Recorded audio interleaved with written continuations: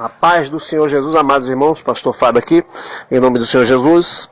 Vamos deixar aqui uma breve mensagem aí para o nosso grupo sobre a predestinação bíblica. Bom, a questão da predestinação é um ponto meio controverso, né, no meio de muitos irmãos, porque as pessoas não querem aceitar o que está na palavra. Não se trata aqui de falar sobre Calvino, Arminiano, Lutero, nada disso. Porque eu creio, o que eu estou passando aqui é o que eu aprendi na palavra. Eu nem me interesso a ler os escritos desses homens, porque nós já temos a Bíblia Sagrada, ok? Então a predestinação coloca Deus no lugar de Deus. Coloca Deus no lugar de soberano de fazer aquilo que Ele bem quer, tá? E a não predestinação coloca os méritos e a glória no homem. Nós vamos ver que isso não é bíblico. Não é? Por exemplo, na parábola dos trabalhadores das diversas horas de trabalho, nós vamos ver que certo homem ele começou a chamar os empregados de manhã, outros à tarde, outros à noite, outros na última hora. Os que começaram por último receberam o pagamento, não é, primeiro, e aqueles que começaram primeiro o trabalho pensaram, se esse começou agora e recebeu um dinheiro, nós vamos receber muito mais, que começando bem cedo. E no final das contas, aqueles que começaram primeiro o trabalho receberam também um dinheiro e foram reclamar com o patrão. Falaram, patrão, esses que começaram agora receberam dinheiro, nós começamos sempre trabalhando mais e recebemos dinheiro também. Aí o patrão, né, que nessa parábola lógico é Deus, fala assim para ele, filho, não contrataste comigo o trabalho por um dinheiro, toma o que é teu e sai da minha presença. Ou não é lícito aos teus olhos eu fazer aquilo que eu bem quero daquilo que é meu. Toma o que é teu e sai, ou seja, ou é bom ou é mal aos teus olhos porque eu sou bom. Então nessa parábola, Deus está dizendo para aquele homem que achou que merecia mais. Mas Deus na parábola está falando, eu posso fazer o que eu bem quero daquilo que é meu. Se é mal aos teus olhos porque eu sou bom, aí já é contigo. Então Deus, Ele é bom, ok? Não se trata de dizer que Deus, nós podemos mandar em Deus, achamos que merecemos mais do que esse ou aquele outro. Se trata de uma salvação em Cristo, tá? O texto bíblico, Efésios capítulo 1, verso 3 em diante, vai dizer que é bendito Deus Pai de nosso Senhor Jesus Cristo, o qual nos abençoou de todas as bênçãos espirituais nos lugares celestiais em Cristo. Como também nos elegeu nele antes da fundação do mundo, para que fôssemos santos e repreensíveis diante dele em caridade. E nos predestinou para a filha de adoção, por Jesus Cristo, para si mesmo, segundo o beneplácito da sua vontade, para o louvor da sua glória, da sua graça, pelo qual nos fez agradável esse nome amado, em que temos a redenção pelo seu sangue, remissão das ofensas segundo a riqueza da sua graça, que nos fez abundar para conosco em toda sabedoria e prudência, descobrindo-nos o mistério da sua vontade, segundo o seu beneplácito que propuseram em si mesmo, de tornar a congregar em Cristo todas as coisas da dispensação da plenitude dos tempos, tanto as que estão no céu como as que estão na terra. Nele digo que também fomos feito herança, havendo sido predestinado conforme o propósito daquele que faz todas as coisas segundo o conselho da sua vontade. Somente até aqui por enquanto. Amados irmãos, a predestinação coloca Deus no lugar de Deus. Quando o homem fala que ele fez a parte dele, eu fui lá e aceitei Jesus, claro que isso é apenas uma força de expressão, eu mesmo já falei isso, mas eu procuro não falar porque não é bíblico, ok? Por exemplo, a pessoa fala, eu fui lá, aceitei Jesus, né? Eu escolhi o caminho do Senhor. Mas, São João 15,6, Jesus vai dizer, não me escolheste vós a mim, mas eu vos escolhi a vós nomeei para que vá dê fruto. O homem, no seu estágio natural de pecador, que éramos nós antes de termos a Cristo, ele não consegue buscar a Deus, ok? São João 6, Jesus vai dizer, vós não quereis ter a mim, vir a mim para terdes vida. Romanos 3 vai dizer, não há um que busca a Deus, não um só, né? Todos se desviaram, se fizeram inúteis, imundos. Então, não há um homem no seu estágio natural que busque a Deus. Então, o que Deus fez? Foi lá e buscou alguns. Algumas pessoas têm a dificuldade de entender a questão da predestinação, porque eles pensam assim, mas se Deus predestinou alguns para ser salvo, né? Então Deus é injusto, porque alguns foram automaticamente predestinados para serem perdidos. Não, a Bíblia não vai dizer que Deus predestinou alguns para o inferno, alguns para a salvação, desta forma. Mas a Bíblia vai dizer que todos nós estávamos condenados à morte eterna, estávamos mortos em ofensas e pecados. Ora, se estávamos mortos em ofensas e pecados, estávamos condenados pelo nosso pecado, nós tínhamos, na verdade, direito de ir ao inferno. Nós estávamos caminhando para a perdição, para o inferno eterno. não é? E aí o que Deus fez? Deus foi lá e escolheu alguns para ser salvo. Então Deus não é mal por causa disso, Deus foi bom. É que nem a questão de quando Deus destrói Sodoma e Gomorra. Ninguém pode dizer que Deus foi mal com Sodoma e Gomorra, mas Deus foi bom porque quis salvar Ló. Ninguém pode dizer que Deus foi mal com o povo no tempo de Noé, mas Deus foi bom porque quis salvar Noé. Então o homem não pode acusar Deus de ser mal porque lançou as pessoas no inferno, porque na verdade nós que estamos na igreja, todos nós merecíamos o inferno, mas Deus escolheu-nos para nos salvar em Cristo. Então a Bíblia não manda a gente compreender isso claramente, mas manda a gente crer. Então nós temos que crer naquilo que está na palavra. Então vejamos aqui o que a Bíblia diz, não é? Verso 3 vai dizer que ele nos abençoou com todas as bênçãos espirituais nos lugares celestiais em Cristo, como também nos elegeu nele. Ou seja, a eleição ela se concretiza em Cristo. Daí a importância de nós pregarmos o Evangelho. Daí a importância, né, de nós anunciarmos Cristo. A Bíblia vai dizer que Jesus também morreu pelos pecadores antes da fundação do mundo. Jesus poderia dizer, então eu também não vou lá morrer, porque já que eu morri antes da fundação do mundo, então não preciso morrer. Mas ele morreu antes da fundação do mundo, segundo os propósitos de Deus. Né? Deus já tinha previsto. Então quem previu foi Deus, então Deus foi lá e fez. Então é importante nós cremos em Cristo, porque já era um propósito de Deus. Jesus, ele é o autor e consumador da fé, ele nos deu fé para crer nele. Não é? Ele é o autor e consumador da fé. E a fé vem pelo ouvir e ouvir a palavra de Deus. Então tudo é um trabalho de Deus. Tudo é um trabalho também de Deus Pai, do Deus Filho e do Espírito Santo. O Espírito Santo nos convence do pecado, da justiça e do juízo. O Filho morreu pelo nosso pecado, segundo o verso 7, pagou a redenção, que é o resgate para a nossa culpa, e fez a remissão, que é um ato de perdoar. Tá? E o Espírito Santo ele nos convence, nos regenera, nos dá um novo nascimento. No verso aqui, 14 do capítulo 1 de Efésios, vai dizer que, inclusive, o Espírito Santo é o penhor da nossa redenção. Ou seja, quando você dá um penhor, quando você vai empenhar algo, você dá o penhor. Né? Você recebe aquele penhor, aquele que te emprestou algo. Para quê? Para quando você for resgatar aquele algo, né? Tem algo penhorado lá seu para você pagar. Então, para Deus resgatar aquilo que é dele, ele nos deu penhor. Tem algo em nós penhorado que é o Espírito Santo. Então o Senhor vem buscar aquilo, ou aqueles que têm o penhor do Espírito Santo na vida dele. Então é um trabalho do Pai, do Filho e do Espírito Santo. Tá? Então o texto também vai continuar dizendo que ele nos presenteou para a filha de adoção, segundo o verso 5, beneplácito da sua vontade. O que é o beneplácito? O beneplácito é o consentimento, aprovação, autorização própria do Senhor Jesus. Ou seja, a autorização é dele próprio, a autorização não é do homem. Foi Deus que consentiu em si mesmo, na sua vontade, fazer isso, segundo o beneplácito da sua vontade. Essa palavra vai aparecer de novo aqui no verso 9. Não é? Descobrindo o mistério da sua vontade, segundo o beneplácito que propuseram em si mesmo. O beneplácito é o consentimento, a aprovação de si mesmo, ou seja, Deus quis e Deus fez. A predestinação não se trata de uma presciência de Deus, porque esse texto você vai encontrar eleitos segundo a presciência de Deus.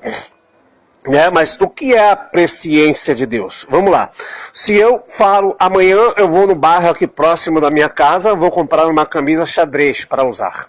Não é? Então, quando chega amanhã, eu vou lá e compro. A camisa, ela não teve mérito algum em eu comprá-la, e sim, foi eu que previ que eu iria comprá-la. Então, se trata de mim mesmo. A mesma coisa é Deus. Deus, ele previu, ele, na sua presciência, que ia salvar. Então, não se trata do homem que escolheu a Deus, e sim, ele mesmo fez essa previsão de fazer algo. Então, sempre a glória é para Deus. Então, o homem não tem que se gloriar de nada. Tanto que Coríntios vai dizer, Paulo diz aos Coríntios, né, que Deus escolheu as coisas loucas deste mundo para confundir as sábias, pequenas, para confundir as grandes, as visas que não são, para que ninguém se glorie. Então, sempre a glória será para Deus. Quando o homem fala, eu fui lá, aceitei Jesus, levantei minha mão. Não, o Espírito Santo atraiu. Porque Jesus diz, ninguém pode vir a mim se o Pai que está no céu não conceder. Então tudo isso, tanto a predestinação como a eleição, são coisas que estão interligadas e que faz parte, segundo a Bíblia diz, não de algo que o homem corra atrás para ter, não é? Não que o homem faça se merecer. Romanos capítulo 9, verso 15 vai dizer que Deus, eu me compadecerei de quem me compadecer e terei misericórdia de quem eu tiver misericórdia. Assim, isso não depende do que quer nem do que corre, mas de Deus que se compadece. Ou seja, Quando o homem chega a receber, entre aspas, Cristo como Salvador e passa a caminhar nas suas veredas e buscar o Senhor e deseja Deus, é porque Deus se compadeceu dele. Deus teve misericórdia dele. Então a graça de Deus, ela é revelada. Se a pessoa, Deus não revelar isso para ela, ela não consegue entender. Ok? Jesus mesmo disse que ele ocultou essas coisas ao sábio, inteligente e revelou a seus pequeninos. Né? Paulo, escrevendo as coisas, também diz que o homem natural não compreende as coisas de Deus. Que é o homem natural? É o ser humano na sua racionalidade carnal e terrena. O homem racional, natural, aquele homem que está na terra, ele não consegue compreender as coisas de Deus, porque parece loucura. Tanto é que quando há o cântico em 1 Coríntios, aliás, Romanos 11, né, Paulo ele vai fazer aquele cântico de sabedoria de Deus, ele vai dizer, Romanos 11, 33, ó a profundidade das riquezas, tanto da sabedoria como da ciência de Deus, quão insondáveis são os seus juízos, quão inescrutáveis são os seus caminhos. Porque quem compreendeu a mente do Senhor, quem foi o seu conselheiro, quem deu primeiro a ele para que ele fosse restituído? Porque dele, por ele, para ele são todas as coisas, glória, pois eternamente amém. Então, Paulo vai dizer que os mistérios de Deus, a sabedoria de Deus, são profundos, são inescrutáveis, ou seja, não dá para sondar, não dá para escrutar. Escrutar é alcançar o raciocínio suficiente para compreensão. Não dá para sondar, não dá para compreender, e sim, nós temos que aceitá-lo. E Paulo, compreendendo isso, ele vai dizer, porque quem compreendeu a mente do Senhor? Ou seja, a mente do Senhor não é para nós compreendermos. Nós temos que sim crer naquilo que está revelado na palavra. Ou quem foi o seu conselheiro? Quem deu primeiro a ele para que fosse recompensado? Ou seja, nós não demos nada para Deus para que Deus possa nos recompensar. E sim, é pelo fato da bondade dele. A própria palavra graça por si só diz que é um favor imerecido. É algo que nós não merecemos dele. Né? Porque dele, por ele, para ele são todas as coisas. Então, em resumo, o que vem a ser a eleição? A eleição e a predestinação, eleição é o fato de Deus ter nos escolhido em Cristo. Tá? E a predestinação é algo que Deus já previu, Deus já fez e quis desde antes do nosso nascimento, mesmo nós não tendo feito bem nem mal. Deus, é o fato de Deus ser soberano e escolher. Tá? Você vai poder ver isso no próprio capítulo clássico de Jeremias 1, verso 5. Antes que formasse no ventre te escolhia, te santifiquei, as nações te dei por profeta. Ou seja, uma criança, antes de nascer, não tem capacidade de escolher a Deus. Deus que tinha escolhido. Efésios 2:1 vai dizer que nós estávamos mortos em ofensa e pecado. Uma pessoa morta em ofensa e pecado, um morto não tem capacidade de escolha. É que nem a pessoa falar, mas e o livre-arbítrio? Livre-arbítrio não existe, ok? Não é bíblico. Essa ideia do livre-arbítrio é dizer que o homem tem capacidade de fazer aquilo que ele bem quer, quando isso não é verdade. Tá? Quando Adão peca, Adão ele está na dimensão da eternidade, ele é um homem bom, criado à imagem e semelhança de Deus, pleno gozo e comunhão com o Criador. Então Adão, ele tem a capacidade de fazer o bem e o mal. Então Deus diz para ele não comer da árvore do bem e do mal, né? Poder comer as outras frutas das outras árvores. Mas ele tem essa liberdade, ele tem o livre-arbítrio, e ele escolhe, né, ir atrás de Eva e comer da árvore da ciência do mal, por isso ele peca. Como o salário do pecado é a morte, ele um dia vai morrer também fisicamente. Mas nós não podemos nos comparar com Adão. Adão é um homem livre. Ele faz o que ele quer. Ele tem capacidade de escolha. Hoje nós não temos capacidade de escolha. Por que nós não temos capacidade de escolha? E nós temos que entender isso.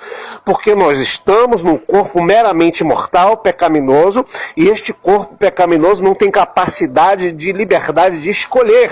Então o que Deus faz? Deus foi lá, interviu para usar de misericórdia com a nossa vida. Aí se cumpre aquela palavra, ter misericórdia, quem não tiver misericórdia. Deus teve misericórdia de nós.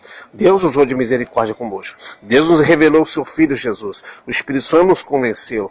O Espírito Santo nos batizou. Jesus nos batizou. Jesus foi lá e morreu numa cruz. Então, quando nós lemos aquele versículo clássico da palavra, não é? Porque Deus amou o mundo de tal maneira que deu o seu Filho unigênito para que todo aquele que nele crê não pereça, mas tenha vida eterna. Então, se nós pararmos para pensar, vamos ver que partiu de Deus. Foi Deus que amou o mundo de tal maneira, não é? Para todos, ser salvo não, para todo aquele que nele crer.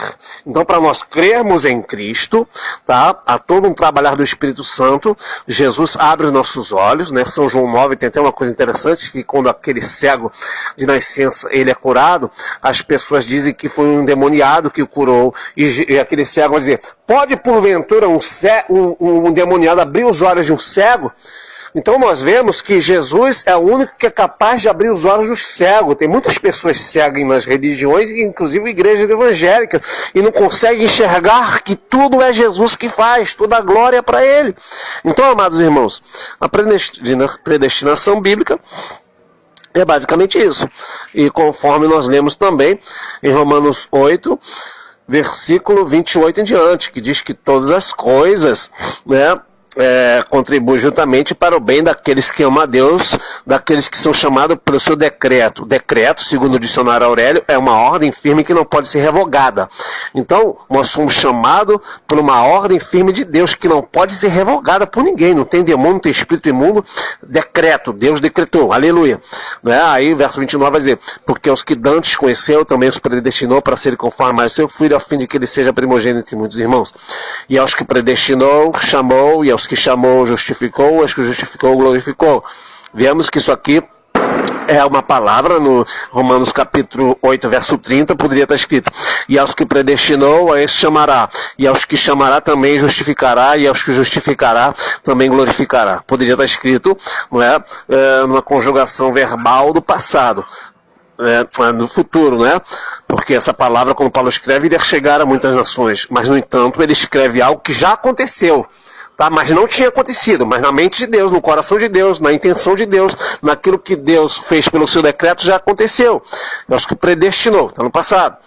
Chamou, ou seja, Deus, Ele não me chamou quando eu vim, Ele não te chamou quando você veio, Ele já tinha chamado, já antes da fundação do mundo, Ele já tinha te justificado, e nós, no entanto, estamos na terra. Mas a Bíblia vai dizer que é este que justificou também glorificou. Ou seja, na mente de Deus, Deus já nos glorificou. Deus já nos vê no céu, irmãos. Isso é muito sério. Aleluia.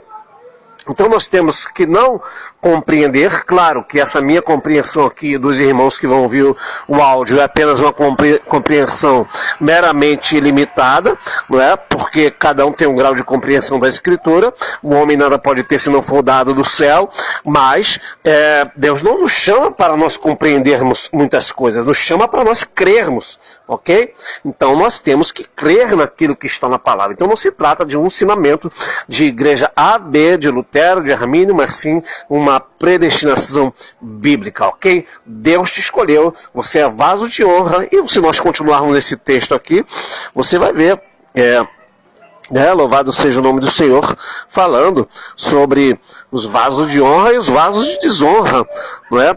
Então, se você não crer naquilo que está na palavra, simplesmente você está desprezando aquilo que a palavra diz, não é? Aquilo que Deus já determinou de antemão, naquilo que Ele quer fazer, naquilo que Ele é dele.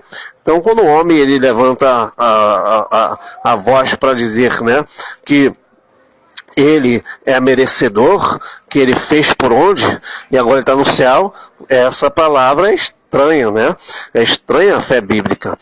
Verso capítulo 9, versículo 22, vai dizer, que diremos se Deus, querendo mostrar sua ira, dá a conhecer o seu poder, suportou com muita paciência os vasos da ira, preparado para a perdição, para que também desse a conhecer a riqueza da sua glória nos vasos de misericórdia, para a glória já antes preparou, qual somos nós, não só dentre os judeus, mas também dentre os gentios. Uma coisa interessante também, quando nós olhamos esta palavra, já que existe o vaso de honra e o vaso de desonra, alguém pode dizer assim, por que então Deus se queixa quando alguém resiste à sua vontade? Ora, irmão, no verso 19 vai dizer sobre isso. Capítulo 9, verso 19. Diz-me então, por que se queixa ele ainda quando alguém resiste à sua vontade? Aí, verso 20, Paulo responde, mas, ó homem, quem és tu que a Deus replica? Porventura a coisa formada dirá o que formou, porque me fizeste assim, ou não tenho poder, o oleiro sobre o barro, para da mesma massa fazer um vaso de honra e outro para desonra. Então aqui está dizendo que o homem não pode dizer para Deus, Deus, como é que tu vai fazer um negócio desse? Homem, quem és tu para replicar? Tu é barro, e o Senhor é oleiro, tu é caco entre os cacos. Ok? Então nós que recebemos esta graça e cremos em Cristo, né, nós temos sim que dar sempre a honra e os méritos e as glórias para Ele. Louvado seja o nome do Senhor. Só para encerrar aqui, inclusive na parábola, né,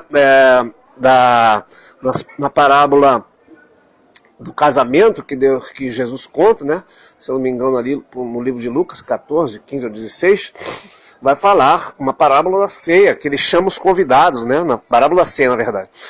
E os convidados, a ceia estava pronta, mas os convidados não quiseram vir. E o que ele fez? Ele ficou irado e disse assim: chama os cegos, mancos, aleijados e força-os a entrar para que minha ceia, minha casa seja cheia. Então, na verdade, ali fala das duas naturezas pecaminosas do homem. Não é? O homem, na verdade, por si só, ele não quer Jesus, ele não quer Deus. Não há um que busca Deus. A nossa natureza pecaminosa que sempre vai escolher o mal. Não é?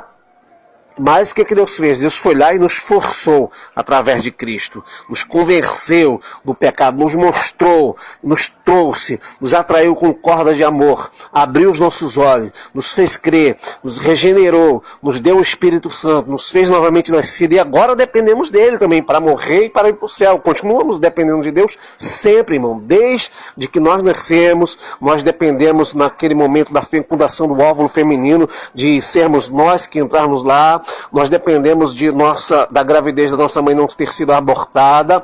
Nós não lembramos dos primeiros dias de vida que nós éramos bebês indefesos, mas no entanto Deus estava ali, nos guardou, nos livrou das doenças, trouxe até aqui e dependemos agora. Tanto é que nós não podemos nos matar. Né? Nós temos que esperar o dia da morte, temos que esperar Jesus para nos arrebatar, se for o caso também. Enfim, dependemos sempre de Deus, então sempre os méritos será para Deus e para a glória de Deus. Está aí uma introdução sobre a predestinação bíblica e a eleição em Cristo Jesus. A paz do Senhor, Deus abençoe todos.